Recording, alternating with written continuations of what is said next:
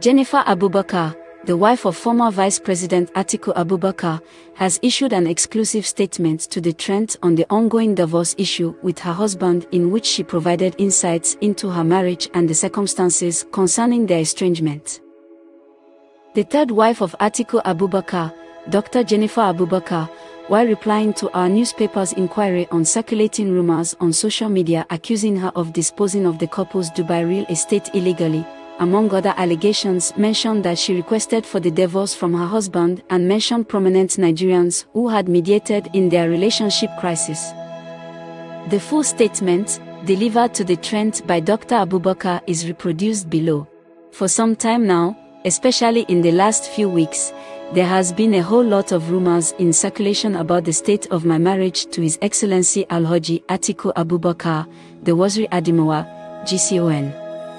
The stories got more vicious as they continued to circulate. I deem it necessary to defend myself against the calculated propaganda to malign my character, position me in a bad light and damage my name.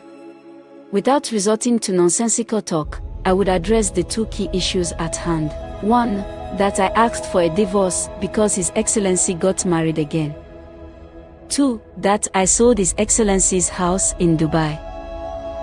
That I asked for a divorce because His Excellency got married again. On June 26, 2021, I asked His Excellency to grant me a divorce in light of the breakdown of our marriage.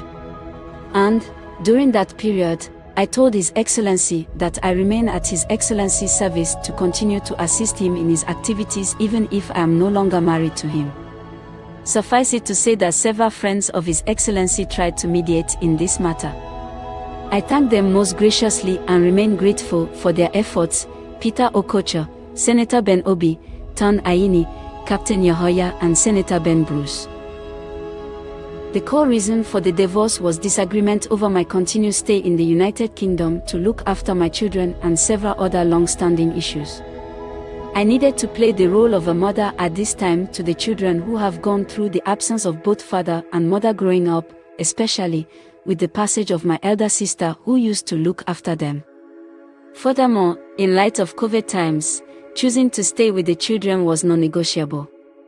However, in line with Northern culture, allow the new wife to take up the baton so I can also focus on giving the kids more care. Although we were not informed officially according to Northern/Islamic culture, I knew about His Excellency's new wife from the time Excellency was dating her and when His Excellency eventually married her. I had graciously invited our new wife to my son's wedding in Dubai in 2018 without any ill feelings and congratulated His Excellency when our new wife delivered a child.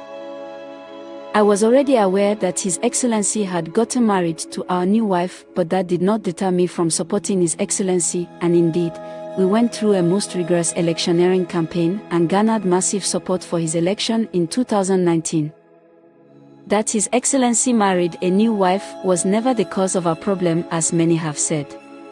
His Excellency is a Muslim and I have never questioned him about his wives or intended. I hope this brings this issue to rest, as I did not leave the house because of his new marriage. Moving out of the matrimonial home in Asekoro and Yola. The matrimonial home in Asekoro, where we reside, was gifted to me by him even before we moved into that home from a previous residence. Indeed, His Excellency caused his private secretary to process the deed of assignment documents for the house, which he did and handed me the documents. I then commenced processing the title to the property. During the initial mediation discussion, Excellency denied that he gifted the house even after I showed him the document with the signature of his aide. His Excellency asked me to show him the deed of gift. When I asked him, where will me and the kids stay when we come to Nigeria, he told me that since I am the one that asked for a divorce, I should find a place to stay, and I later moved out. His Excellency further gave orders to have my nephews living with me in the house ejected within an hour of his order, and gave orders that I and my family members are not allowed to enter the house. Hence, during my last visit to Nigeria in December 2021, I stayed at a hotel. I have long released these assets to him and hereby reiterate that the titles are at his disposal to pick up whenever he deems fit. Dubai Home. There has been a lot of speculation on the Dubai home. For a while now, I had purposely stayed away from Dubai until I took custody of that property in September 2021 after His Excellency reneged on his word to give the current value of the said property in exchange.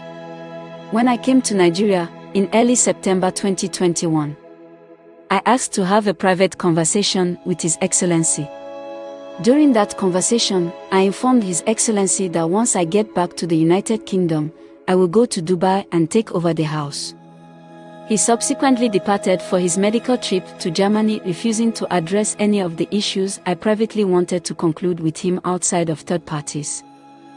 I subsequently traveled to Dubai and took custody of the said property.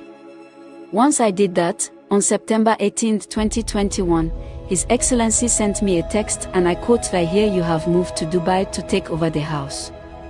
I am still in Germany for my medicals. Make sure all my properties, including redacted, are intact so I can collect all my properties. I wish you well." I responded to him, "Excellency, I am left with no other option as we need to get on with our lives amicably. I hope your medicals are coming up good. I wish you well too." On September 19, 2021, in response to his text that I am not being amicable and I quote, "Good morning. With due respect, Excellency, I told you on Saturday before you left for Germany that I was going back to the UK, take our son back for his test, then come to Dubai." I reiterated that the need for an amicable resolution. I maintain that stance and remain at your service, Your Excellency. Further, on Tuesday, September 21, 2021, I asked His Excellency in another text whether he wanted me to pack up his clothes and give to Rahim, his driver, since the driver on his instructions was moving his cars. I also asked Excellency in that text whether he wanted me to have Rahim pack up his office. Then His Excellency sent me a text back and asked, "So it's true you have sold the villa?"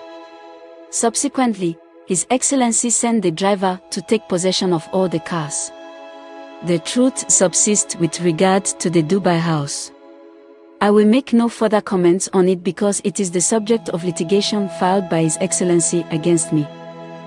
I need to also put on record that if I wanted to take His Excellency's assets, I would not have returned to him his property documents in Abuja and Jos, allowed the driver to collect his cars, given up the house in Asokoro and Yola. The last time I was in Nigeria, I called to have the Asokoro and Yola documents delivered to him. It was never picked up, and I still state that Excellency is free to send someone to have the documents picked up anytime he deems fit. Threat/intimidation. Since this incident, I fear for my safety and that of my kids.